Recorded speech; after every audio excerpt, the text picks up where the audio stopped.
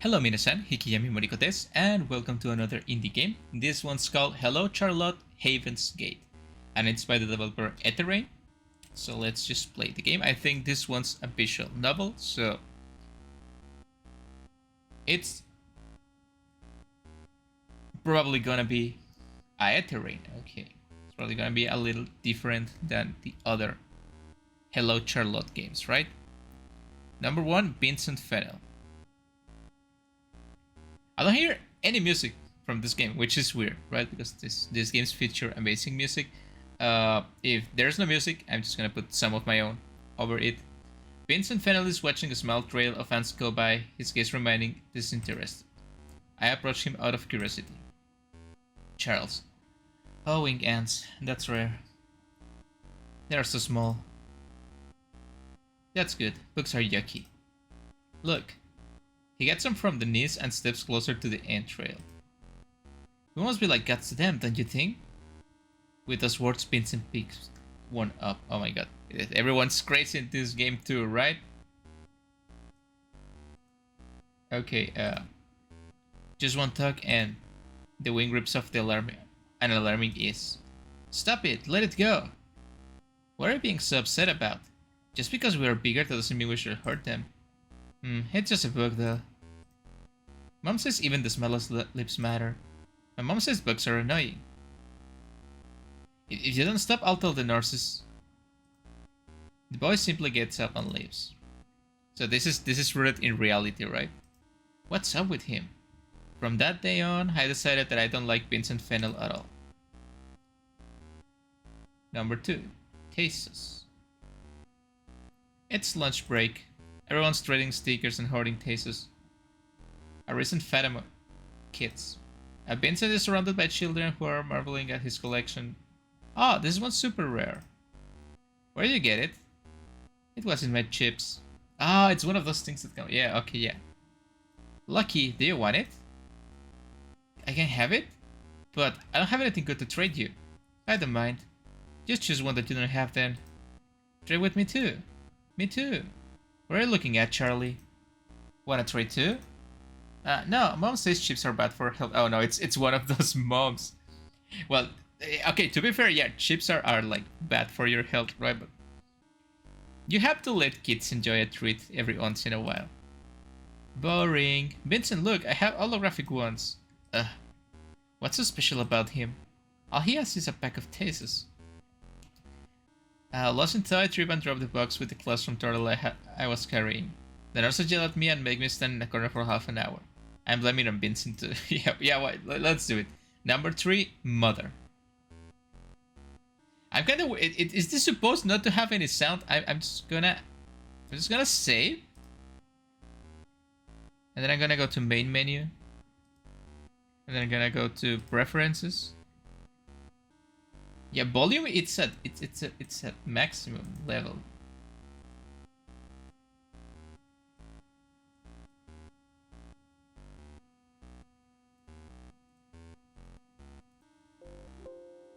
Yeah, and my PC does have sound, so I guess the game doesn't have any sound. Sorry about the interruption. Let's continue. When I'm 5, we move into a flat swarming with cockroaches and pigeons living on the balcony. Why is this place so dirty, Mom? I ask. The person who lived here was very cleanly, his mother answers. I want to go back home, I tell her. Why do we have to leave? We won't be staying here for long, dear, Mother says, and I want to believe her. The surrounding dirt makes my skin crawl. I hate dirty places. Later, I overhear neighbors talking and learn that the former owner was a drug addict. Died of overdose, they say. When I raise my voice, Mother tells me to keep quiet.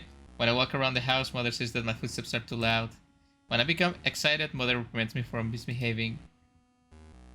One evening, she has a breakdown over unsorted clothes in the drawers.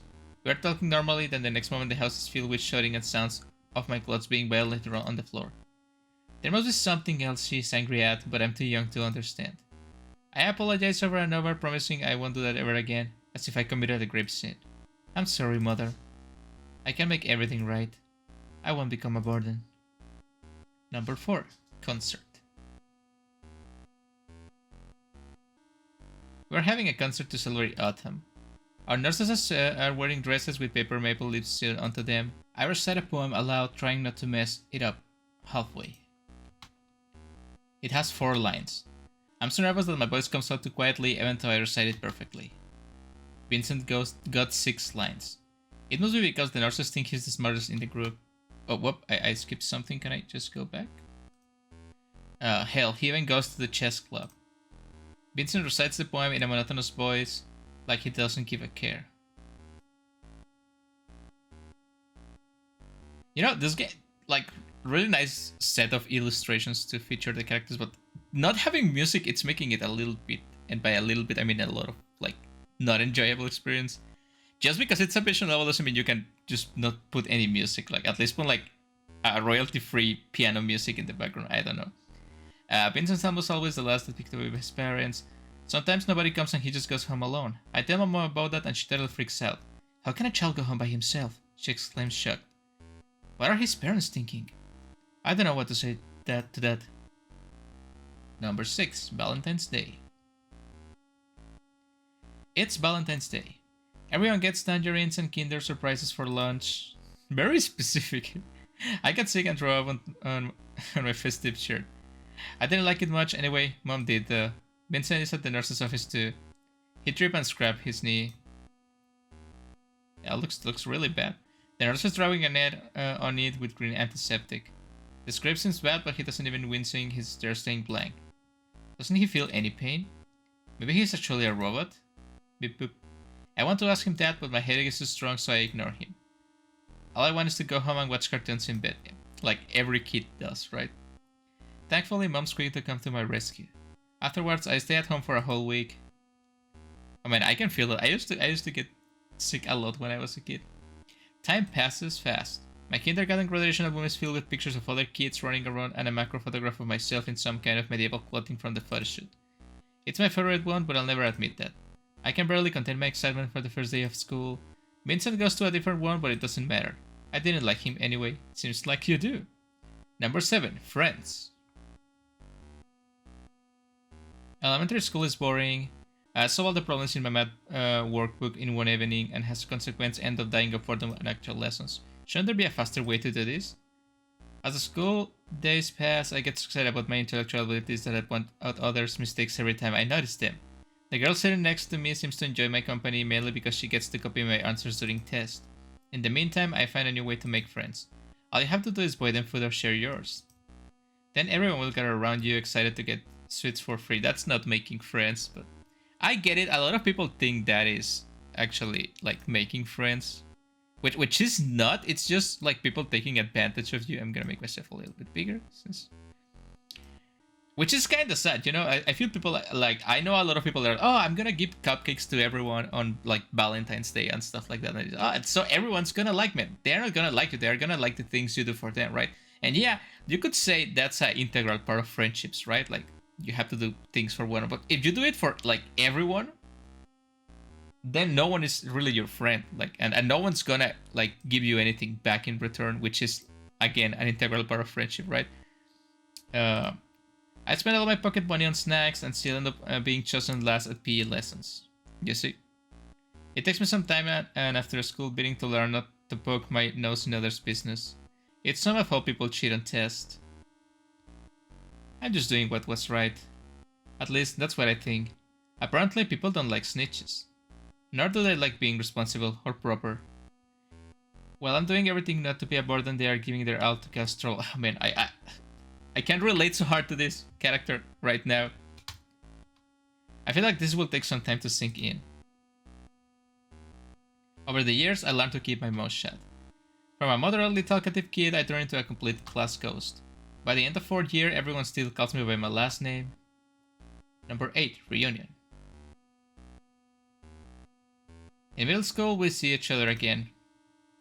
Vincent looks more frail than I remember him being. Maybe it's just that I'd gotten taller.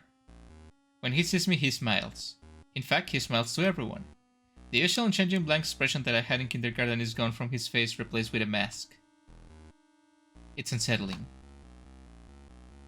I don't smile back. Somehow, we end up doing a class project together. By the time I gathered the courage to ask someone to invite me, everyone else had already found a partner. but there was an open spot in his group. The other two kids just want easy marks, so only the two of us actually end up working. Vincent is surprisingly nice to work with. He's a good team player, very considerate, and giving his all to complete the task. A complete contrast to most of the kids. For the first time in a while, I have fun working in a group. System notifications. One incoming message from Charles. Charles, here, I'm sending over the presentation files. Great work. Let's do our best tomorrow. He's thankful for my effort. This must be the first time in 5 years of school. I'm so moved that I put his name first on the project title slide. It's the project presentation day. Vincent, who was chosen as a group representative, has a clear, powerful voice, unlike me, who gets so anxious that I start to stumble on every word, earning giggles from my classmates. I hate myself for it. Regardless, our group gets the highest marks. Maybe teamwork isn't half bad, I catch myself thinking. Number 9. Weakling. This is all going so fast. Vincent lost his consciousness during one of our PE lessons. I never really noticed it before, but he really has the worst stamina in class. While I failed the speed test, I can endure running long distances just fine. He, however, looks completely exhausted after just a few laps. After overhearing one of the conversations between teachers, I learned that Vincent has health complications. Classmate A. Fennel's not running again. I hear he has a weak heart. Or was it anemia? He is the best student in class. Maybe he's pushing himself too hard? People like that don't live long. What a fucked up thing to say. My uncle died from a stroke. Really? Vincent, dying? The possibility has never occurred to me before. Maybe children don't think too deeply about life and death in general. I look at him sitting on a bench near the teacher, watching us run. We never really talk. But I've been watching him for a while. So to me, it feels like we share a connection. A parasocial brilliant. Henrietta Warhol. I often volunteer to stay behind on class duty. Henrietta Warhol gets bullied into it. The other girls call her Smelly and Coutts. Jesus Christ. And make her do things. I don't feel like, well, maybe probably for girls it is an insult, right? But I don't think Cout it's. So right now she's anesthetically scrubbing at their desk with a wet rag. You should use detergent to scrub this off. Don't tell me what to do, Ayler. She's so cute. Why are you even here? It's not your turn to clean. I like cleaning. Or more like, I can trust anyone with it. Everyone's too sloppy and lazy to properly clean all the dust. Same. I agree with that. Just thinking of sitting behind a dear desk makes my skin crawl. Weird. You can go home. I plan to stay after lessons anyway. I have a piano class coming up in 2 hours. Just enough time to clean and do homework. No, I'll stay. They are waiting outside. If I go too early, they might think I'm slacking off. Damn, that's complicated. Bullying is bad, okay? We'll clean in silence. I don't really know what to talk about with her. Henrietta doesn't seem like she's up for discussing homework either. Henrietta? Yes? Give me your hand. I place a candy in it. Man, now it seems like you're flirting. What is this, middle school, right? Here, woodwork today. Carrying snacks around still remains a habit of mine. Might as well try to win Warhol's goodwill with it. Henrietta stays weirdly silent. There isn't anything wrong with it, right? Unless you don't like barberry flavor? It's barberry, I think. Oh. Thanks. You're welcome. Henrietta awkwardly stumbles out of the classroom without saying so much as a goodbye. Weeks later, we start talking during lunch breaks sometimes. The blossoming of friendship. The other girls mock and tease her for it, but Henrietta learns to talk back. Maybe she's more confident about herself when she feels less alone. Yeah, it's easy to stand up for yourself when you feel like you have backup. 3 system notifications. From Andre. Okay, listen up, Ayler. We are gonna get rid of your acne. I'm gonna send you a list of skincare products and food to avoid. But Mom. No buts.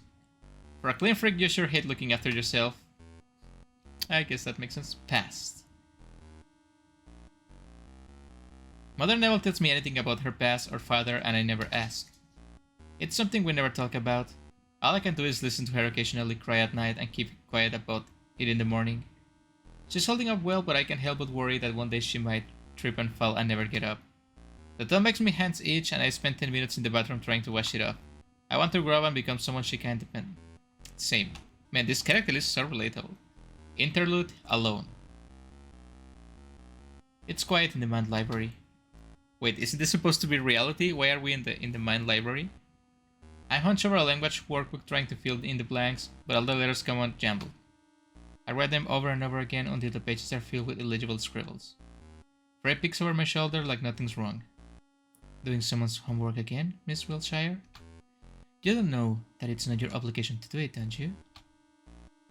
There is Charlotte, as cute as always. It's for a friend. Ah, so that's why you couldn't turn them down. Because they said you're friends. Was it wrong to believe them, Frey? No, of course not. But it is. Miss Wiltshire is a very earnest girl after all. Took a level for her own good. You see, what your so-called friend used was a keyword. A password that doesn't mean anything. You heard it and immediately thought of the meaning you had for it. You may have thought the other person meant, I want to help you and understand you, but in reality they meant, I want to use you for my own needs. That's pretty true. You know, I wish I didn't like Frey as much, but he's smart. Sure, they can be honest with you, but wouldn't you be doing this for them if they knew the truth? Right? But that doesn't make them evil per se. If they were the main character, I'm sure the viewers will understand their way of thinking. Frey runs her finger over a messed up sentence and stops at the period mark. The true evil lies in the muddled words, Miss Wiltshire. Remember that. I absentmindedly look at the ruined workbook. Still, if I don't do as they say, I'll be left alone. This is all I'm good for anyway. Frey leans his head on me, but I have no strength left to shove him away. You know that's not true, Miss Wiltshire. You just want someone to make you feel better about yourself. That's what everyone wants in life, even if it's someone you despise. But don't worry. I know all the words you want to hear. You might feel like you are never doing enough, but in reality you're always doing your best, aren't you? Number 13, school trip. Are we going to Disney? During the first year of high school, we go on a school trip. I don't have anyone to make promises about sitting together with, so right now I'm left with 3 choices. A. Sitting with the teacher. B. Sitting with one of the class bullies. Or C. Approaching Mr. Fennel, who happens to have a seat open near him. I decide that the latter is the lesser evil. Mind if I sit here? Not at all. Thanks. Oh, now that I think of it, it's the front seat. I shouldn't be taking it. You can just change with someone if they get carsick. I, for one, can sit in the back. I always get dizzy. Sucks to be you. Vincent laughs dryly. His laughter doesn't reach his eyes. Crap. I just messed up my second informal conversation with him. By the time I gather myself again, Vincent's long since asleep. His head is bumping against the post window in small intervals. I'm bringing out my MP3. What is this? The 2000s? But minutes later, everyone decides to watch an action movie. The loud sounds doesn't seem to bother Vincent, who's sleeping with earplugs. I shouldn't broke some too. In the end, I settled on watching the movie and lost track of time. By the time we arrive at the hotel, it's past midnight. I got a room with 3 guys who don't mind me ditching them during the night. Success. At best, they'll get drunk and play cards. Isn't this middle school? Is it high school already? In someone else's room until sunrise and the work of them brought drugs, maybe both. Well, yeah, that's middle school accurate. Okay, we get up the stairs and unlock our room. It has a bed and a shower, so it's perfect. My classmates leave the room as soon as they finish unpacking. As expected, they don't bother inviting me anywhere. I'm glad they know I hate having fun. I spent halfway of the night sketching ideas for comics I might draw someday. I love them feel like I've seen them before. I don't like how relatable this game is. In the morning, I emit the light of freshness. I like being up early. The hotel dining room is dead silent, like a cemetery. One of my classmates, only some girls and Vincent, are present. I decide to drop in the seat near him. Morning. Good morning. I didn't see you last night. What's wrong with your hands, man? What's getting my beauty sleep? Well, probably for washing too much, right? Did you party with everyone? Of course. Have to admit, I have a hard time imagining you drinking. Why? I have high alcohol tolerance. Unlike many. Don't remind me. I woke up to the sound of someone poking the toilet next door. Ha, unpleasant, isn't it? My face says it all. Still, the image of Vincent drowning alcohol like a glass of juice seems really funny to me, so I can't help but laugh out loud. Vincent gives me a questioning look, so I quickly try to change the topic before he asks anything. When I drink, I just become sleepy. Boring, right? Haha, is that so? I thought you'd be the type to talk a lot. Nah, if anything, I shut up for good. Then fall asleep. I think I'm the type of people who call ambulance for because they drunkenly think I died of lethal ethanol intake. You sound like you speak from experience. Well, the trip itself is nothing special. Art museums never interest me much. During one of the excursions, Henrietta gets lost and I volunteer to look for her. Thankfully, I spot her at the statue near the museum with a dead phone. Henrietta doesn't let go of my shirt until we get back to the group. Yeah, that's kinda cute. The night at the hotel and our way back doesn't go as smoothly as the first one. The time I have to share a room with a guy who doesn't mind other people seeing him make out with his girlfriend. Absolutely disgusting. Why people are like that? I hate them. I do, so I grab my jacket and make my escape. It's already past curfew. Probably not the best idea to spend the night on the hotel stairs, but whatever. Just as I start to doze off, someone shakes my shoulder. Aylar, you'll catch a cold if you sleep here. It's Vincent. Ah, thanks. I didn't mean to fall asleep. Where are you out at this hour? Just wanted to get some fresh air. I do enjoy night walks. We're not allowed to leave the rooms at night, you know? Then may I ask you why are you here? I guess I'm not a fan of voyeurism. Well, okay. I'm not gonna king shame anyone, but that's disgusting. No, that sounded bad, forget it. Haha, okay. I'm guessing there are some problems with your roommate? Yeah, that's a pleasant way to put it. I could use less pretty words, but I leave that bad taste in my mouth. Vincent looks at the night sky. It's nice here. So quiet. I don't have to wake up to shouting. I don't know what to say to that. I just pick at my skin. Sorry, I said too much. No, that's fine, pitiful, awful. None of this seems to fit. I'm not someone who should comment. We sit in silence for some time. That being said, do you plan to return to your room? Nah, I'll wait a bit more. I see. Well, good night then. Night, thanks for keeping me company.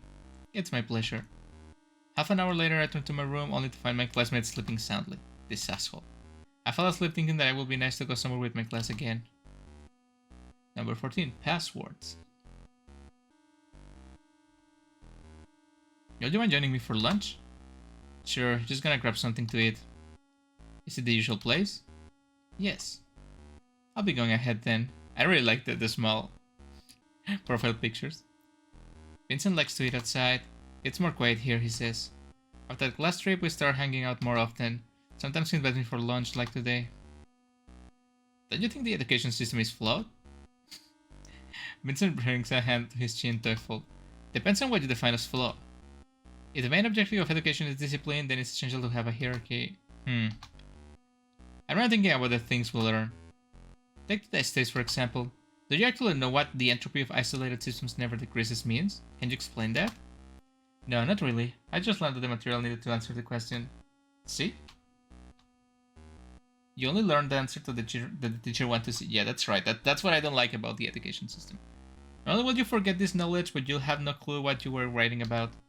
We're only learning keywords that we don't know the meaning of and don't get any practical knowledge. Yeah, it's the same as learning like the dates when things happen. It's not as useful as you might think. You just need like the general time period. Okay, I understand. Where are you coming from? If you can find use for theoretical knowledge, then it's meaningless, right? However, I wouldn't use this statement as an excuse to slack off. Or accuse people of using bad teaching methods for that matter. Right? I just wanted you to hear me out on this. If given the opportunity, I'd like to change something myself. It'd be ridiculous to tell others how to do their work. I really believe you understand. I think it's not just the education system that uses keywords though. Words that carry no meaning litter our speech in everyday life. Then mass media is just entirely made out of them. Man, this is getting political. It's just template phrases that are guaranteed to cause a reaction, while the hidden objective might be entirely different. Yeah, like articles bashing local art exhibitions are actually written to promote them. Oh crap, I think the break will end soon. You still haven't finished your food. Haha, don't worry about me. We hurriedly finish our modest lunch and run to class. 15. Poverty! Oh my god, this is gonna get interesting, right? The older we get, the more disturbing and obnoxious everyone becomes. They are trying to connect clumsily, erratically, like everyone. Which I understand to some degree, but I was being fine in my own company. Also, Vincent's but he can be tiring too. Sometimes he starts ranting on subjects I don't understand, which gets tedious. Like hell, I don't give a damn about politics. Sorry. Go back to your containment board, for God's sake. Henrietta isn't a saint either. I'm actually masochistic for enjoying being badmouthed by her. At least she has the same horrible taste in anime. Miss Warhol, you absolutely have to consult me on dating sims. We could make a fortune of this. F up, Ayler. It won't sell. Here at least. And don't talk so loudly. The other girls will hear you. It's your fault for trying to seem something you're not. So how about it? You and me, a dungeon circle? No, I never written and finished a story in my life. Just copy the popular tropes. Everyone only wants things they're used to. No, don't do that, please. No, never do that. That's how creativity dies. Just go away, Ayler. You're a bother. Go pester someone else. Talking to Miss Warhol, I was lifts of my mood. Have you heard of Haven's Gate? The organization that preaches that our world is controlled by alien puppeteers from another world. Fucked up, right? You mean from the real world? From the real dimension? You mean me? Does that mean that their world is more real than ours? What even is real these days? Don't you think we could be safe if we refuse to be actors on this stage? Maybe we should live together. All together. What's up with this emergence of the web cults lately? You mean Haven's Gate? Actually, I helped copyright the contents for the site. What, really? Of course. Any kind of content has curators. This one was meant as a prank though. You don't actually believe that we're puppets on strings, do you? The text you wrote was awfully convincing though. Hahaha, I'm honored. Why Heaven's Gate though? We wanted it to seem big despite it being a prank. Does it sound like something promising? Yeah, sounds pretentious as heck. It doesn't mean anything, but it does. Really. Just like Heavenly Kingdom doesn't exist. So an empty promise of virtue, huh? Still, it isn't kind of dangerous? People may believe you guys for real. That would be silly, don't you think? Interlude rationality. 16 chapters. Whoa. Mr. Honecker, do you think I'd act more rational if I kill my remaining emotions? Felix Honecker, I don't believe we could be rational without feelings. Patients with professional cortex brain damage cannot experience emotions. To them, any decision seems as good as the other. For example, when I think of killing someone I care about, I'm overwhelmed with horror. It goes without saying that I'd never do it on a whim. Thus, feelings are essential for rational thinking. I agree with that. But you have to keep them on, like, a balance, right? Like, SOP inhibits the prefrontal cortex functionality as a side effect, right? I've been saying it all the time, but consuming it isn't doing you any good. You lose the ability to distinguish the weight of one decision from another. And that means? That means killing me and eating cookies for breakfast will be morally equal to you. My point is, killing your emotions will only worsen your overall mental state. It's okay to care, Bennett. But just a little bit, not too much, because then you break. Bennett croaks out a laugh. Number 15. Trust. The most important thing. Vincent peeks over my shoulders, telling me with his voice, "Are you writing something?" This barely counts as writing. Fennel steps over the bench, now facing me directly. Are you dissatisfied with what you're making? No, not exactly. Not more than usual, it's just... I don't know how to communicate my thoughts to others. The whole plot looks too contrived. I stop reading after the first page. Do you think your readers are stupid? No. If anything, it's my own fault that I am a clumsy writer, not theirs. Then, do you not trust them? I really want to. But I'd be lying if I say I did. I see. If you can't bring it around no matter what, why not prove that to yourself, that you yourself can be trusted? Vincent leans closer into my personal space, making me recoil a bit. Show that you've done your research, that you're knowledgeable about the subject you're handling, that you're involved as much as your reader is, that you're prepared to bear your mind on Sal. His presence suddenly overbearing, Vincent looms over me. My breathing itches. I feel small. Would I be making a fool of myself if I admit my weaknesses? Yes, it'll make you vulnerable. It'll leave you in the open, naked in public, guts out. Come, cup of feel. For only $1.99, okay? Thrilling, right? You. Yet still, you'll be the one in control. Because it was your conscious decision to reveal the information, and you hold the power over it. That's not how it works, sadly, but yeah. With those words, Vincent, I mean, I understand what he's trying to say, but that's not a good idea. With those words, Vincent leaves my personal space, my personal bubble, and drops on a bench beside me. Having nothing to hide puts you at both an advantage and a disadvantage, but my opinion is that it's worth it. I suppose that's one way to go about it. If it were me, I'd rather have the work exist separately from its author. Yeah, I agree with that. If anything, I prefer working as anonymously as possible. Yes, I'm not saying my approach will work for each and every person. You should choose what suits you best. But most importantly, don't underestimate your readers. Is this like the self-insert of the author, maybe? Maybe they feel like your story is the best thing they'll ever experience. Maybe they feel like it can only be the way with you. And there you have it, a story you can be proud of. Haha. The way you put it sounds like selling your mind to others. Does it? I'd call it sharing. Besides, being insincere if your work were selling flavorless throwaway text. Do you want to write disposable garbage like that? Mr. Fennel, you're intense. That's a lot of knowledge for someone as young as you, Mr. Fennel. I'm just saying what I learned from more experienced writers. And I suppose I'm really passionate about writing. Oh, I didn't know. Is he writing something too? You just look like you need advice. Were the words I chose enough? Yes. Thanks, I owe you one. Actually, would you like to read what I've written so far? I think I could use some feedback. Sure. Don't expect mercy. Bring it on. I'll fetch you my notebook next week then. There's a lot written so you can take your time with it. Our conversation is cut off by the ringing of the school bell. During our final high school years, Vincent joined the student council and invites me to do the same. Didn't you mention that you wanted to influence your school life if possible? I believe it's a good opportunity to do so. I think it's not about good ideas, but rather the ability to convince others, which is something you have. And right now, I'm using it to convince you to try it. So persistent. Okay, fine, I'll tag along. Success! You'll definitely regret it. Ha ha ha. Wait, that's the opposite of words of encouragement. Ha ha ha. It's back 6 p.m. We're on one of the last students leaving school. I stretch and allow myself to let out a prolonged yawn.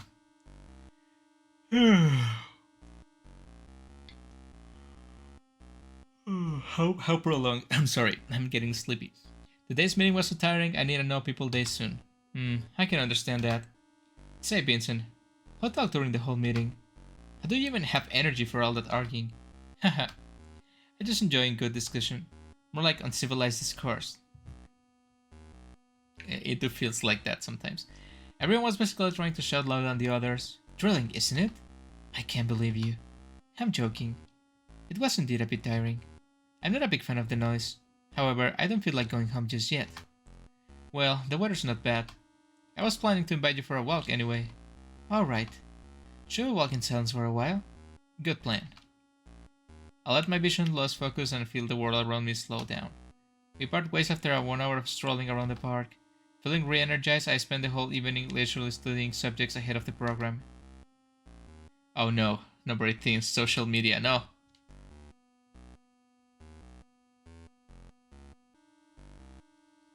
This is the worst. I don't like social media. It's a necessary evil, I guess, but it's not that necessary. It's very evil. We are waiting for the next class to start. Henrietta sits near me on the windowsill, dozing off with a chem textbook in her hands. I'm so tired of social media. Everyone's talking so much, but no one's talking about things that really matter. And I feel bad for contributing. Henrietta Johnson stretches, then pinches my nose. What do you think people should be talking about then, genius? And who are you to decide what matters and what doesn't? Shut it, I know I'm just saying how I feel. And I feel tired. Your judgments are useless then. It's like wanting a teenage melodrama to have a deeper meaning. Want something profound? Read a book. Or go to talk to Fennel. He's like a combination of a therapist and a saint, so no wonder you love that. Way to trivialize him. He's like a god. A human. You're just biased because he validates you. That's true. Okay, good point. Still, I don't get it. What's so good about him? Are you singing him praises just because he's polite? Just because he has the human decency to make effort to be kind to others? He's hardworking, reliable, and after talking to him, I always feel like I've ascended to some new level of human consciousness. Also, he appreciates the concept of personal space, unlike some. Ugh, are you done yet? No, you're just being jealous. Go after yourself, Ayler. See? No human decency. Vincent will be like, will you kindly back off? That's the same thing. Haha, might as well be, but it's not. I wonder if he's ever gotten angry at someone. He just has high self-control. I lost mine somewhere along the way when I tried to prove that I'm not a doormat for others to step on. Ah, so she's conscious about her attitude after all. Yeah, like, most people that are like that, like, there are people that are just like assholes, just like flat out assholes. But most of the people that are really like defensive and aggressive, even with friends, like, it's because that's the only way they know how to present themselves, right? Because if you present yourself like vulnerable to someone, like, oh, I want to be friends with you, I'm gonna show you my weaknesses, so you can show me yours and we can be friends and protect each other and that stuff, right? But then you do that and someone betrays you, they trivialize your friendship, and then you just get hurt and they just make fun of you and they just like, oh, I'm gonna go with my other friends and make fun of you, and you just feel bad, right? But if you present this sort of like, oh, shut up, idiot, I hate you, but you're still friends, right? You still care about each other, but you're like putting this front when they like inevitably betray you, it's gonna hurt less, right? Let's go. Mean Henry is the best Henry. Actually, any Henry is great. I can exactly tell you not to worry about it though. But I like you the way you are. Okay. That was cute. Possessions. How many chapters does this have? Vincent comes over to do a research break for school. I welcome him into my room with rubber gloves still in my hands. Ayler, you look proud of yourself. Of course. Cleaning done. Clothes ironed. I can focus on schoolwork in peace. Good. You seem to be especially scrupulous when it comes to organizing. I just can't seem to focus when there's something out of place. I end up thinking about a single sheet of paper lying around unsorted instead of doing something useful. But that's not the worst of it. Must be tough.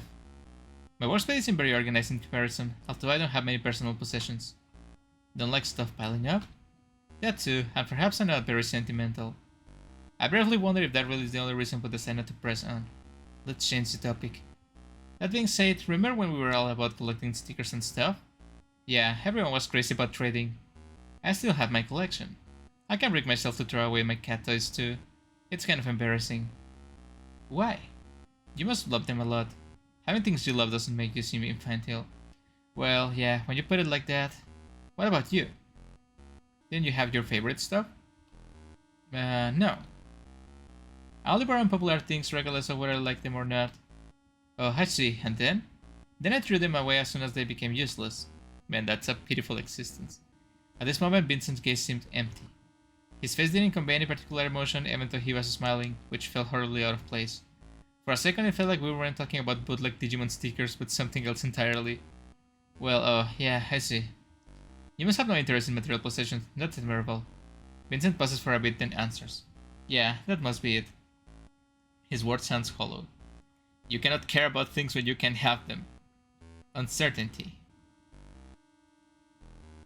The sun is about to rise. Henry fallen asleep on a beanbag with a joystick in his hands. Henry comes to hang out on the weekends. Sometimes she brings her brother, who seems begrudgingly babysitting. We play video games and eat snacks. When Henry's not in school environment, she's far less stressed out. Even her voice sounds slower than usual. Crap, your brother is good at reading games. Ah, that's just so cute, man. Okay. I might be forgiving Henry a little bit for what happened in chapter 2. Yeah, I use him as you like if you need to score full combos. That's all he's good for anyway. Aren't you being a little harsh? He deserves it for being a lazy ass. Have you seen his grades? It's like he's made his goal for himself to become the worst student of the year. Maybe his mind just works differently from the rest? Yeah, that too. But for the most part, he just wants to play MMORPGs all day. I want to help him, but I also want to break from... all this stuff. I'm there working a part-time jobs to help parents sustain his lifestyle. Do you know how much console games cost? Like $70 now? And then a monthly MMO subscription, gacha pools, American side, and you get monthly salary. Even more. I cannot afford... Obviously I'm paying other stuff, right? But I cannot afford gacha. I just play free gacha. Like, I think the most I have spent in gacha was like $90 in Grand Blue Fantasy one time. Your parents don't have to weigh all that, you know? Henry says they motivate him, so if they don't, he just refuses to leave the room. Aaron looks at the ceiling contemplating something. Adler, I was thinking, yes? Aren't we actually dating? What? Henry starts counting on her fingers. Look, it's the 5th time I'm staying over. You take me out for nice food and carry my bags when I'm yeah, that's pretty much dating. You may look after my brother when I'm busy.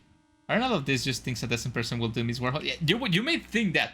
And that's what I used to think too, right? Like when you're doing something nice, it's just common decency. It's we're supposed to help each other, right? And you just but you'd be surprised that no, most people don't want to help other people, and they just want to help if it benefits them on short term, right? So you might be thinking this is just what a decent person will do, but no. I failed to see your point. Aren't you the one who's always like, I wish someone would call me a princess and take me on a cute dates? With boy matching clothes and cuddle on sofa, Irene nudges me with her elbow violently. Yeah, you're far from that. Please, don't use that squeaky voice to imitate me ever again. Still, what should we call this? Does it need to be a specific term? No, you don't need to give a specific term to everything. I don't know why young people try to categorize everything. Not everything needs a specific buzzword to mean anything. You can just be friends. It's just a friendship. It's just a very close friendship. You can be very close friends. Which is pretty much dating, but... You're talking about becoming each other's possession, then I'm against it. No one ever belongs to anyone. Yet, for some reason, everyone thinks a meaningless string of letters can bind people to them. Look, you can belong to someone if you want. That's your personal decision, but you can definitely belong to someone if you want. But I would recommend that if you're gonna belong to someone, they belong to you too. It's only fair, like it's like equivalent exchange. Isn't it normal to want something you can call your own? It rubs me the wrong way. That will mean treating others as commodities, which in turn contributes to a mindset intrinsic to a capitalist society. Shut up, Charles. You just had to bring your pointless philosophy into it. You say it is normal in normal words. Sorry, I just don't know yet. And recites. Well, me neither. Hold on, let me try something. Ari leans in and kisses me. So how was it? It was supposed to be this amazingly good thing that every story leads up to. But I didn't really feel like anything out of the ordinary. But it was just like a kiss on the cheeks, like a soft peek on the mouth, like a French kiss. It's just different, right? And you can just kiss someone just because it has to be special. You have to boil up the moment, right? What if it was with someone else? I think it'd be the same. You know, I'm not comfortable with physical stuff. Same. Is there something wrong with me after all? Want me to hit you? Aren't you the one who keeps going on tirades about everyone experiencing life differently? Just because I don't understand doesn't mean it's your fault. Sorry, I just feel like I'm constantly letting people down. Then find a downer like you, Jis. Or stop worrying about it. Just look at Fennel being comfortable in his own company. Vincent's always surrounded by people though. He only started isolating himself just recently. I only talked to him a few times. It felt like he wasn't even there. He's not really listening to what you say. So my conclusion is that he's full of... Well, at least he's content with it. Maybe he was just bored around you. Maybe, but he's like that around literally everyone. And you kinda suck at reading people. I bet Fennel's that kind of person who will populate a planet with clones of himself and be happy about it. Where did that come from? If I cloned myself or had my personality divided into parts, it ended in a mess. Now you're being weird. Anyway, I guess it's stupid to try to mold you into something you're not. That's true. Anyway, you're doing everything a romantic partner would, it's pointless if you're not feeling it. That's true, so you even if you force people, even if you manage to force people into doing what you want, if it's not because they want to do it, it doesn't really mean anything, and it loses all meaning and purpose, right? I'm sorry. There you go again. It should be a thank you, shouldn't it? You're right. Thank you, Henry. 21. Paralysis. Oh god. I wake up with a headache and stumble into the bathroom to brush my teeth. I look into the mirror and notice that I only blink with one eye. Weird. But whatever. Yeah, I just have face paralysis, whatever. School proceeds as normal until I start feeling strongly fatigued during the fifth period. Something's not right. I end up calling Mom. She always knows what to do. It seems like your son has Bell's palsy. Oh no. It might take around a month to recover. Great. Of all the rare illnesses, my body decided to get this one. Missing a month of school before exam sounds like the worst case scenario. It just hollows my face saying unresponsive, yet my whole body feels numb. I can barely focus on the phone screen as I type a message back to Henry, who was curious enough to investigate my sudden disappearance from his class. You okay? Got hospitalized with face paralysis. The hell is that? Indeed. One of my eyes can't blink and my mouth is stuck in a convoluted grimace. Thank God no one will come to visit. I close my eyes, one manually, and hope that the numbness will go away in the morning. It doesn't. Hospital food is tasteless. That doesn't really matter since I'm going to be discharged today. No one stays at hospitals for more than 2 days unless you're fatally injured. Mother asked her acquaintance to give me a ride home. What followed were 2 weeks of pills and 24 hours sleep and 2 more weeks of staring at the ceiling because my mind couldn't focus on anything else. Henrietta came to visit while you were sleeping. She brought some printouts from school. Bless her. Among the stuff Henry bought, I found a notebook with Vincent's name on it. I hope you find these notes useful. Get well soon, said the note inside. I'm mortified. I ended up being a burden to them both. I tried to shake the feeling of being sincerely grateful, but ended up being shocked by guilt. I have to catch up, become better, more capable. If I'm not ahead of others, then my self-worth is not better than 0. I need to thank people who care about me soon. The guilt of being supported. I feel that. When I finally became able to come outside after what I felt forever, then the illness were in full bloom. 22. Care. Vincent has his notes buried into a notebook lately. He's definitely writing something, but I never pry. I think there are 2 ways to go about writing. To be the one in power or to give the power to your readers.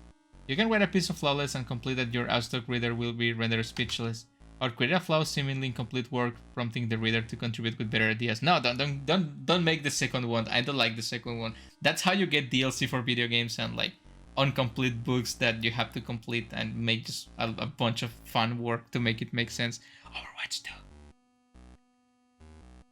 Which would you prefer? Playing God or making a fool out of myself? Thought choice indeed. So, the latter sounds like less pressure, so I take that one.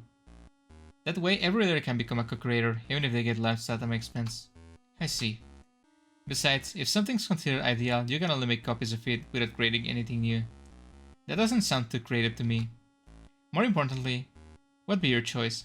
But even if it's ideal in this moment, like, what means ideal even to you, to yourself, it changes with time, right? So you can make your ideal story this year, and in 2 years you can write your ideal story then. And obviously, you can compare them both, and you can make even like something new from the comparison between those two. So it's just my opinion. Me? Well, what do you think? I think you want to leave it a rhetorical question. How are your grades coming along, by the way? Well, looks like I'll be the one of the few people invited to the award ceremony. Wow, you're amazing. Haha, I didn't really have a choice. Do you think you'll be able to graduate with honors? Nah, I did blew my chem and math grades. Took me a bit of time to come to terms with the fact that I'm not that smart. Wish I didn't grow up thinking that doing well in academics will guarantee me a secure future though. Or anything really. Right now, I just want to sleep my life away. Hahaha. By the way, how's your mother feeling? She's okay, surprisingly enough. I'm doing my best to help her too, even if it means working in retail. I'm sure of it. She used to be far more violent before. Never laid a hand on me though. It was always something else. Utensils, clothes, books. The only thing I regret is that as a kid I tried to make her less aggressive by saying, that was extremely selfish. You were just a kid, there's not much you can do. You were a child, yeah. You didn't know any better. Still, it's so weird. Of all my solutions, my 4-year-old mind always jumped to... Vincent touches the bruise of his cheeks, only somewhat consciously. I guess I just wanted to guilt trip her into caring. Yeah, guilt tripping, it's a powerful tool that kids use a lot. Not necessarily that to that extreme, right? But it's usually what they use. I see. So that idea is inferring to you too. What do you mean? It's nothing. Don't worry. Sounds fishy. But as long as you don't want to talk about it, I'll back off. Thank you. I will hate being pitied. Number 23. Visit. How long is this game, man? Like, if you're gonna make a really long game, you don't have to like make it 100 chapters or something, I don't know. Henrietta, maybe I should have come without a warning. But it's Charles, so he won't mind all that much. I'll just return this book and go home anyway. Click. It's open. Ah, jeez, when will they fix the lock? It's already been a month since it's been like this. This place is already a hellhole. Will it hurt them to put more effort into making it a little bit safer? The elevator's taking too long. Did someone just come in? Whoop. Damn it. Keep quiet and I won't get hurt. I don't know. Stop screaming. Somebody help. I hear someone opening the door floors above and a dog barking. Man, poor Henrietta, man. Here, run away? I can stay here. Blood. Okay, this shouldn't change on like, oh, it was just like simple doodle backgrounds to this like realistic edit backgrounds. Ring, ring, ring. Who could it be? Maybe I should pretend we're not home. Henry? There's a trail of blood behind her. It keeps dripping, staining the floor. Oh no, she got stabbed. What happened? Okay, don't talk. Mom, call the ambulance. Henry, I'll help you lie down, okay? The blood will get everywhere. Don't worry about it. It's going to be alright. If her lung isn't punctured, that is. Here. Sorry for the makeshift scarf pillow. I'll get you a real one in a bit. I'll try to stop the bleeding now, but I only have theoretical knowledge about it. Forgive me if it hurts. Mom will go the right way to do it, so trust us. Henry stays quiet. She must be in shock. I have her take off the shear and took the wound, trying to not focus on the blood oozing out. It's most definitely a knife wound. Oh man, that's not good. Okay, this should do it. I threw the bloodstained shear in cold water and let it aside. The ambulance arrives quickly. I follow her to the hospital, hoping that it's nothing serious. When I see Henry again, she has the same absent-minded look on her face. What did they say? No internal organ damage, but it's going to leave a scar. That's good. It sucks. Why do things like this happen? Can everyone live in peace? No. We cannot live in peace with each other. We have to constantly destroy each other in any way possible for very selfish reasons. She begins to tear up. Why must I be cautious of every person I see on the street? Why must I be scared of walking alone? I'm scared too. Ever since we moved into that place, I've been paranoid of every sound. We got rid of the cockroaches, but they never stayed. Want me to get you some pepper spray? I have some in my bag. I hate it. The very fact that you speak of these things like they are nothing out of the ordinary. But they are not ordinary. My mom got stalked by some psycho for over a year. I got smacked with a broken bottle on the street some time ago. Our neighbor's dog got mauled by a pack of strays.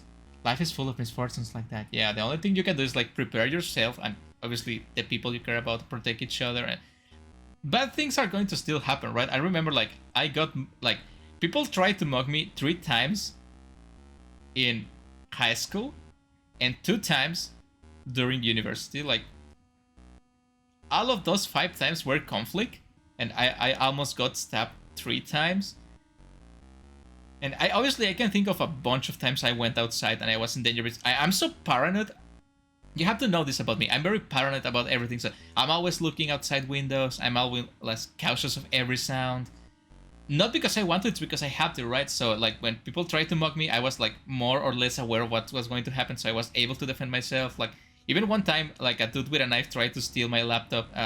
Like he punched me in the face a few times. I punched him in the face a few times. And like the strap on my laptop back broke, but I managed to grab the laptop and like whirl it around my hand. So I was fighting with one hand and grabbing the laptop with the other, and the guy just decided to run away.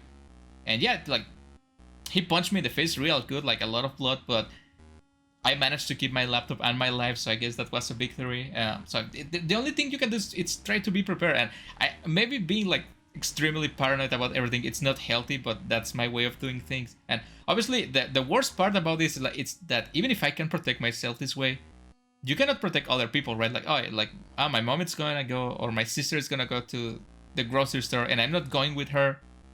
I get worried, right? Like something's gonna happen, I'm not gonna be there to help, because you can be there for everyone every moment of every day. And that's something horrible to think about, so very depressing. Life is full of misfortunes like that, that's true. F that. It's unfair. It is. But there's nothing we can do about it, can we? You're always like this, ignoring the problem instead of doing something about it. Miss Warhol. What? And what's up with the sudden formality? I didn't get to ask what exactly happened back then. I don't get it myself, everything happened so quickly. He told me to stay quiet, but I screamed my lungs out of anyway. Maybe he just wanted my purse. Maybe something else. I don't know. I just wanted to return the book. And returns over and cries into the pillow. Interlude wound. Oh man. Oh my god. Are you okay, buddy? You don't look okay. Okay, examination over. I'm going to disinfect the equipment. You can get dressed. Thanks, Mr. Honecker. So, how is it? I don't think these bruises will ever heal. Unless we skin you and replace the tissue completely. Yeah, I don't think you want it. Even though you're emotionally dead unless medicated, it's going to hurt like hell. Can't laugh about that. If it's a smile, I can always give you one, see? Just like I was talking the labs. Stop it, that's not funny. It's weird, Mr. Honecker. I'm so desensitized to cruelty and violence that I no longer feel saddened or shocked by them. I don't think I'm capable of crying either, or feeling anything really. Everything is just mundane. Well, humans are a sedative species.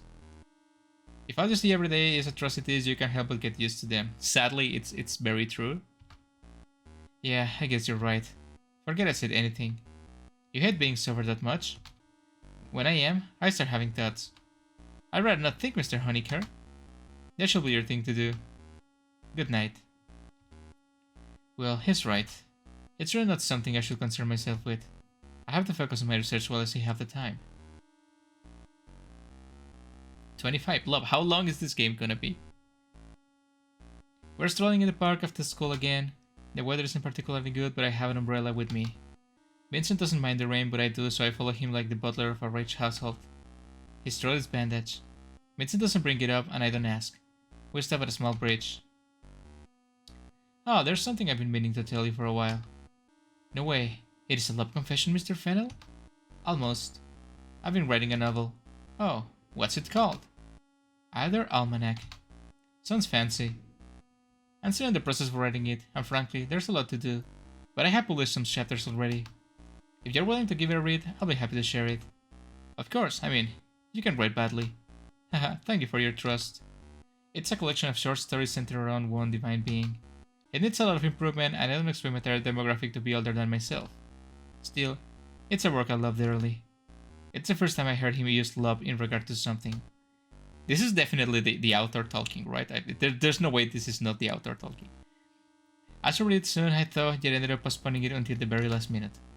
Once writing is the mirror of one's soul, I was afraid of my imaginary construct of Vincent shuddering upon looking into it. Interlude Either Almanac. We just have an interlude, you can just have this many interludes. In the land of eternity, there lived a scientist. Exiled from her homeland from heresy against their beliefs, she decided to travel around the world to see all its wonders. She saw civilizations rise and fall, stars explode, and new forms of life come into existence. After thousands of years of wandering, she began to grow weak in her limbs. She walked and walked until she stumped and fell down to the ground. There she lay for days, unable to get up on her own. People passed by, some asked if she was feeling unwell, some pitied her and gave her food to eat, some gave advice on how to get back to her feet, but nobody extended a hand. Oh yeah. One day she felt someone lift up her wicked frame. She looked up and saw a being she couldn't quite describe as its form was constantly changing. It was the most fascinating sight she ever seen. What are you? The scientist asked.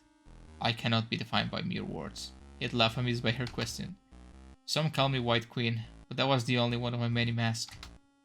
I'm neither a man nor a woman, for I am not human. They say meeting me is a great blessing that happens once in many millions of years. Therefore, how will I grant you one wish? The being offered. Say, what do you wish for? The scientist of unlimited knowledge and the world's treasures and infallible health, but none of those wonders interested her any longer. Can you remain by my side? She asked her, voice growing weak as the realization that she grew tired of solitude down at her. Unfortunately, I cannot grant you that wish, as nothing can bind me. was the divine being's answer, and the scientist hung her head low. However, if it's a lifelong partner that you want, with as much as a warning, the creature tore off the scientist's finger, and her identical copy grew from it. As the scientist screamed from the sharp pain that pierced her, the relentless god spoke again. It knows everything you do, and understands you better than anyone ever would. It'll never leave your side and remain with you in life and death. When your sight fades, it'll become your eyes. When you lose strength in your legs, it'll carry you into this embrace. Together, you are one. I dream on falling into a pit of identical corpses and wake up in a cold sweat. Number 27. Different. Andrew, sadly browsing her phone, has struggled to finish a mission in a shooter I was playing. Wow, Fennel's sure is popular. I just look up his novel and it's like a 15 fan communities. Oh, what are you acting all surprised for? Aren't you his fan or something? Stop it, I'm not a blind follower. I read his writing the other day. It's good, like really good. But I didn't like it. Wow, okay. Care to explain? Well, the overarching theme of the stories is that only you can save yourself. It's like other people don't exist or can be of any help even if you're around. His characters either choose solitude or end up in circumstances where they are surrounded by their own selves. Do you think it's close-minded to think that way? Well, I think it's normal to not trust people. Wow, Aylar. I knew you were dense as a brick, but not to this extent. What do you mean? Andrew rubs his temples and gives me a reprimanding stare. Listen. Doesn't all of this remind you of a certain someone? Breaking. Young people aged 12 to 16 found dead on the shore. The motives behind their deaths remain unclear. Numerous sources report the well-frequent visitors of Haven's Gate community website, a web cult whose beliefs may have led. Of course that's gonna happen. Of course it's gonna happen. People are stupid. Both of them, the ones that decide to do it and the ones that make a joke thingy. Maybe it's not a joke. Vincent skipped school for 3 weeks. When I see him again, there's a mask plastered on his face. Like literally? Vincent Fennel is smiling. I mean, it's his face, but it looks like a mask. Interlude Gut. It's dark in the morgue. We sit on the cold ceramic floor. Felix Honecker doesn't have long left to live. How are you feeling, Mr. Honecker? Tired, but that's nothing new. Is everyone pulling an all-nighter because of me?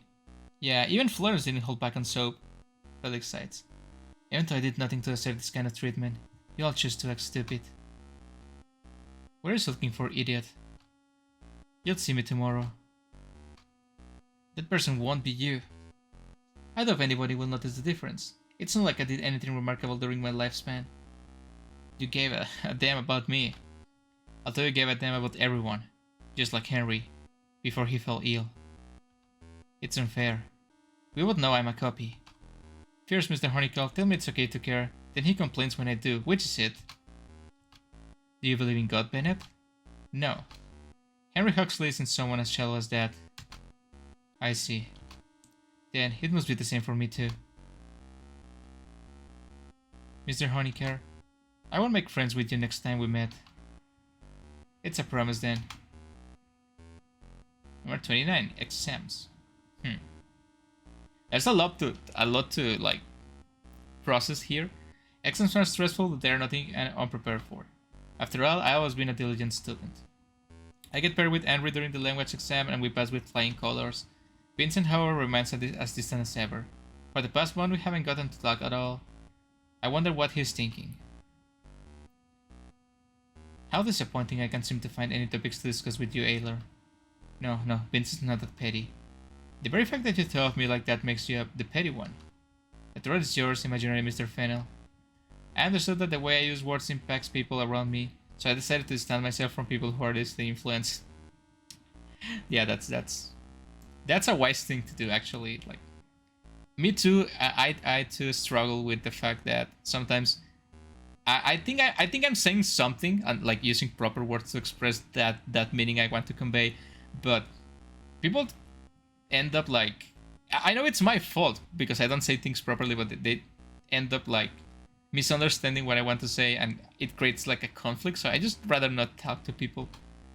More plausible. But doesn't that mean he thinks very little of me? There's no guarantee that we'll keep in touch after graduating either. I can shake off the feeling of frustration welling up and end up losing sleep at night.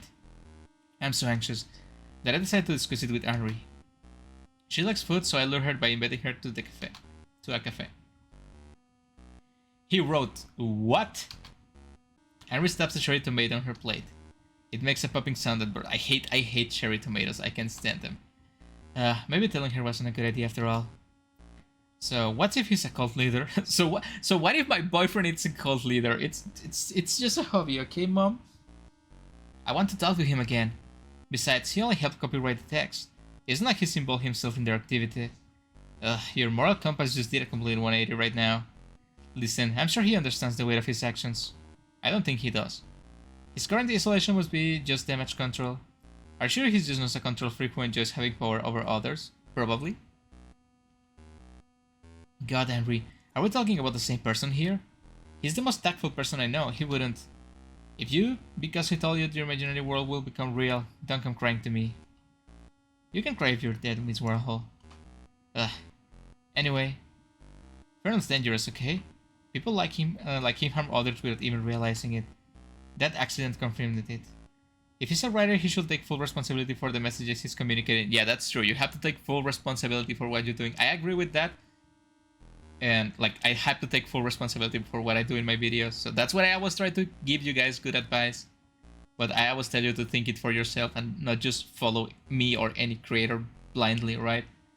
You have to take full responsibility of the messages you're giving to other people. Just like a regular person, if you're talking to someone, or like a person that has like an audience to talk to, like a game developer that makes a game that gives a message. That's because I don't like games that are just like, oh yeah, I'm gonna talk about this topic without even giving a damn about the topic.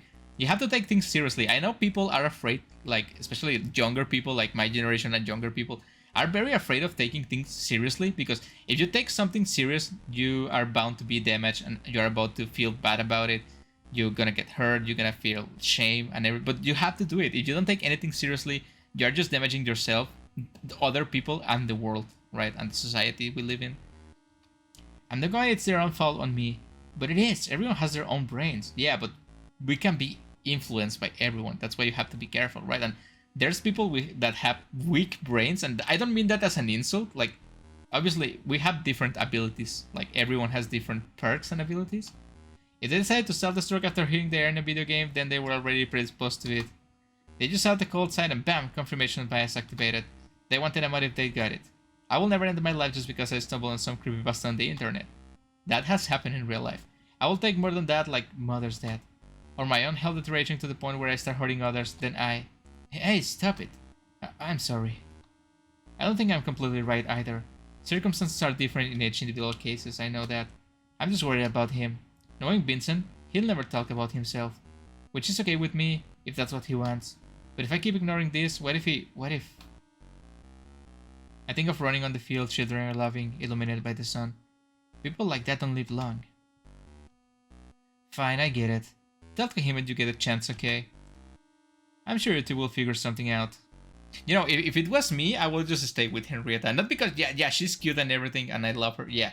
But, like... My modus operandi on this kind of thing, it's if I meet someone and we are like friends or close and they need help, I try to reach out a few times. If they don't want to be reached out, then I move on, because that may sound like I'm an asshole, right? Like, oh, Moriko, you're terrible. People need more time to get over things. Obviously, I'm gonna give them time, not like 3 tries in one day or anything like that. But the thing is this: if you waste your time helping people that don't want to be helped, they are gonna destroy themselves and they are gonna destroy you, right? And if they destroy you, you can help other people that actually need your help. So it's okay to try to help everyone, but if they don't want to receive help, if they don't want to better themselves or get out of whatever they're having, it's not your fault. You have to move on. Maybe you're not even the right person to help them, right? We have to come on terms with that. So I will be like, oh yeah, I'm gonna try to help this dude, but he doesn't want to talk about his problems. If he doesn't talk about his problems, I can help him. So I'm just gonna move up to the next person. And Henrietta seems to be very close to me and she likes the help I give her. Well, not me, right, the character, but let's keep going. I walk Henri home and wave her goodbye. When I see Vincent next time, what should I tell him? No matter what I'll say, I'll find myself afraid of hearing his answer. Graduation. This is the final one? Wasn't a graduation the last one too? The graduation day finally comes, time sure flies. Oh, Henrietta, it's so cute, look at her. Beautiful.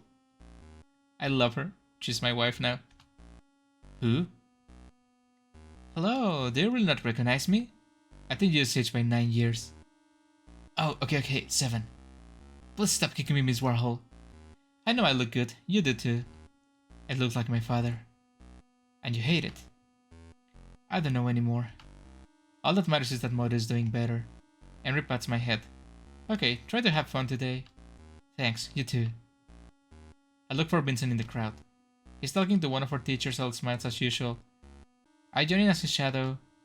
Ayler, you look different. You look tired. Haha, do I? Well, I suppose I'm really fond of long ceremonies.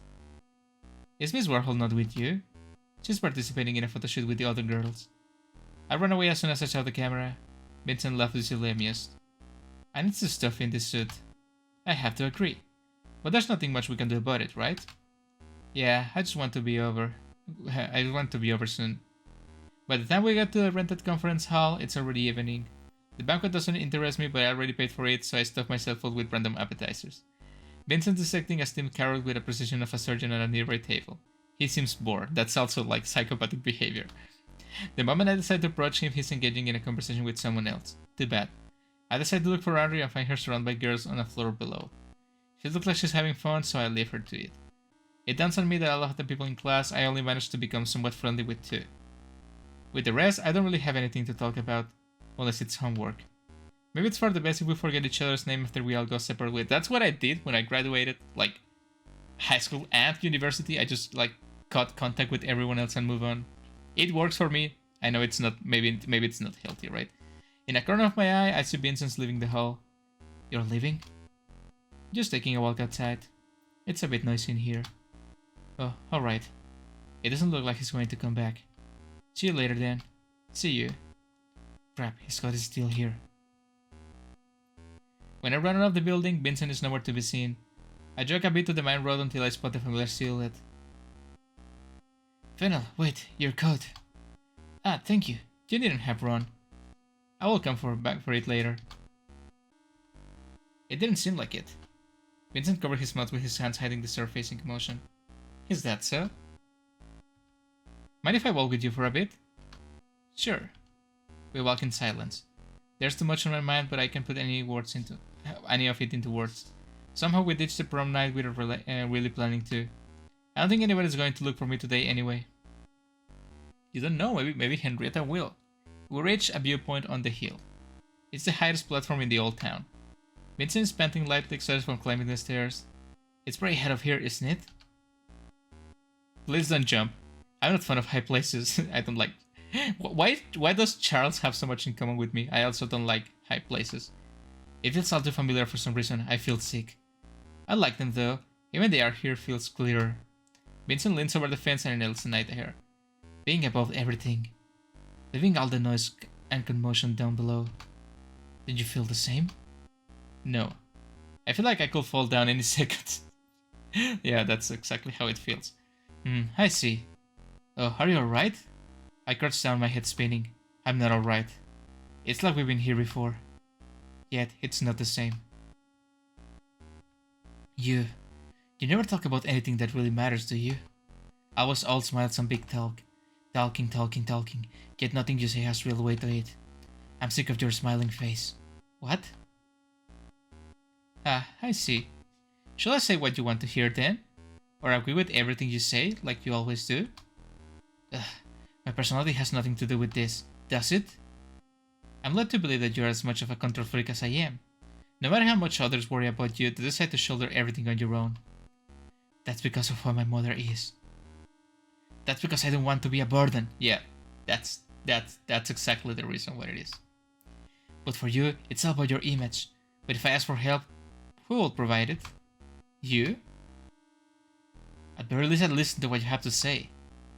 You just don't trust me enough. You don't trust anyone. Vincent's eyes gleam with ice.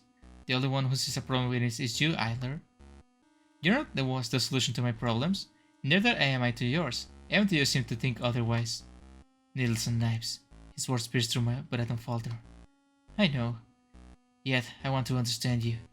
It's not your fault that I don't. You're someone I always look up to. You could do things I couldn't and find the right words to influence others. It always felt like your opinion mattered. I crouched down and faced the ground, suddenly flustered. I thought I would mind losing my individuality if I'd been getting influenced by yours. Vincent's gazes becomes absent-minded. I'm a bit envious, sorry. I have no one like that. There's only myself, always have been. I have no role model, and have a hard time finding a reflection of myself in other people. It's like standing on the other side of a one-way mirror. But I don't think of others as inferior to myself. In fact, I like people a lot. That's why I try to show it with appropriate words, languages, passwords, just like we discussed once, remember? Friend, soulmate, partner. These are very easy to say. The only difference is that while they have meaning to others, this word sounds empty to me. I've never felt close to anyone. The kind understanding Vincent Fennell didn't exist until I created him. I remember Vincent in the kindergarten. Emotionally dead kid gathering crowds around him with useless trinkets from popular shows. The only time he ever showed emotion was when he tore off wings from those ants, claiming to be in control. Control. Is that what it's all about? You claim that you don't mean things you say. That your personality is fabricated. I don't think you're being entirely honest. You're right. I don't mean it either. He's insufferable. You. However, Vincent isn't looking at me. His mind is elsewhere. It's like there's always a wall between myself and the rest. Ever since my childhood, I've been trying to break through. I've been trying to be someone I'm not. I can also relate to that. I guess everyone can relate to that because we kind of like deform ourselves to fit what other people thinks or needs of us. Consciously or unconsciously, right? Because and then we just like time passes. We do that unconsciously. Time passes, and then you like take notice of it, and you're like, oh, who I am. Am I the one that it's inside my head, or I am the one that I'm presenting to other people? Which one is the real one, right? Yet it's meaningless. Even if I make it seem like he exists, I can't become him. Deep inside, I must be the same child who laughed at the ants whose wings hit her off. Just because it was the only time when he felt like he was in control over someone's life. Because he lacked control over his own. Still, you've been trying your best, haven't you? All this talk about a quiet place does breezes. I think it's pretty obvious at this point that whoever you like with, they've been, I stumbled on my words.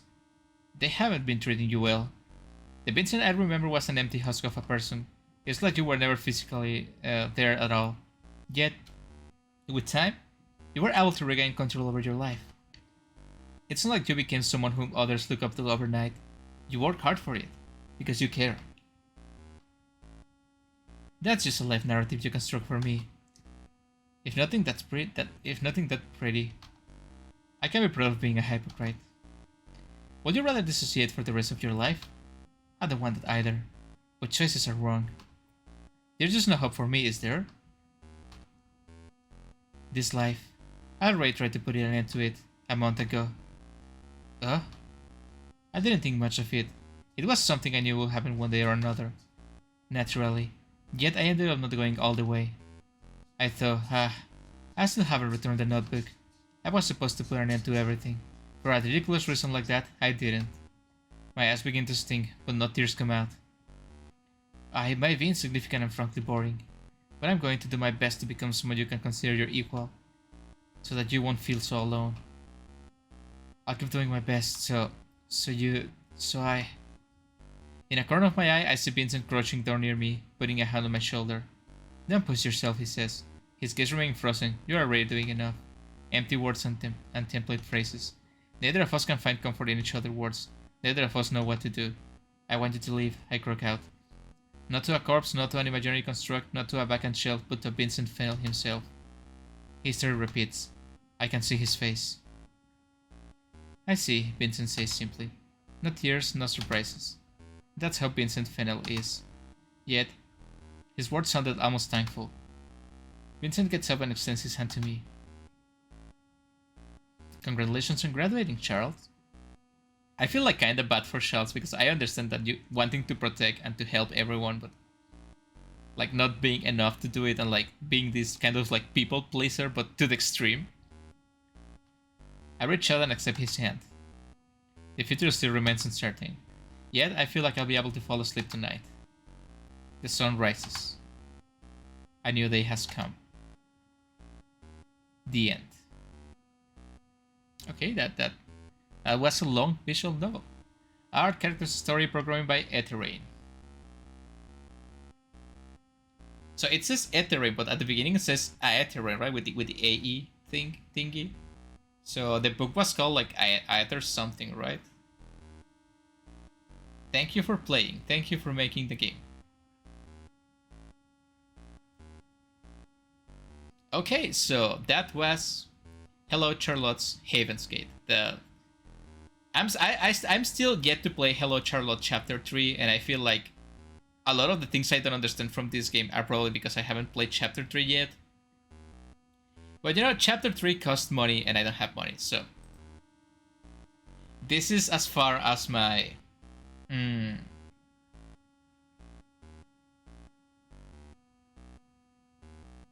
This is as far as my Hello Charlotte gameplays will come. I know that the Chapter 3 is not that expensive, but I don't really have money to spend on Chapter 3. I know it's gonna be worth it. I'm not saying the game is not worth the money, I'm just saying I don't have the money, right? So... this game, I feel like really weird, because obviously this is a visual novel, just very different from the RPG Maker games that are the other ones. I have to say, as much as I like this game, I'm gonna have to subtract like at least 2 stars from the score.